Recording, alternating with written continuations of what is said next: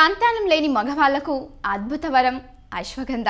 పని ఒత్తిడి, ఆందోళన, దీర్ఘకాలిక అనారోగ్య సమస్యలు, స్థూలకాయం, హార్మోన్ సమస్యలు వంటి ఎన్నో అంశాల కారణంగా నేటి తరుణంలో చాలామందికి సంతానం కలగడం లేదు.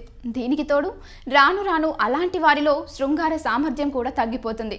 అయితే ఈ సమస్యతో బాధపడుతున్న వారికి అశ్వగంధ చూర్ణం చాలా మేలు చేస్తుంది.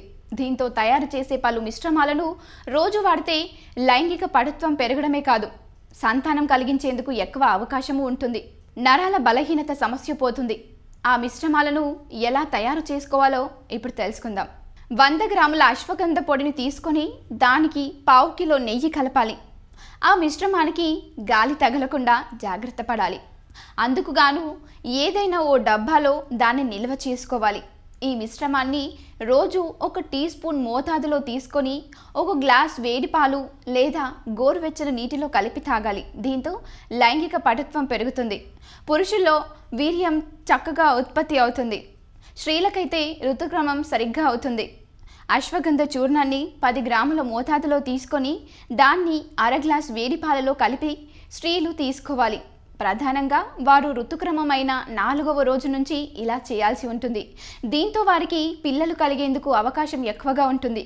అదే పురుషులు ఇలా తీసుకుంటే వారిలో లైంగిక సామర్థ్యం పెరిగి వీర్యం కూడా ఉత్పత్తి అవుతుంది. అశ్వగంధ చూర్ణాన్ని 3 లేదా 4 గ్రాముల మోతాదులో తీసుకొని అదే పరిమాణంలో చక్కెరను దానికి కలపాలి. ఈ మిశ్రమాన్ని రోజు గ్లాసు వేడి పాలలో కలిపి తీసుకోవాలి.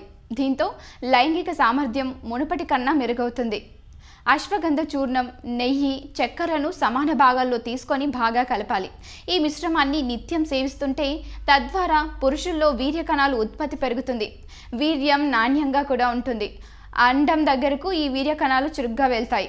దీంతో సంతానం కలిగేందుకు అవకాశం ఎక్కువగా ఉంటుంది. సో ఫ్రెండ్స్, ఈ వీడియో మీకు నచ్చినట్లయితే లైక్ చేయండి, షేర్ చేయండి, కామెంట్ చేయండి అండ్ సబ్స్క్రైబ్ చేయండి. Thanks for watching. Like and subscribe Eagle Health and Beauty.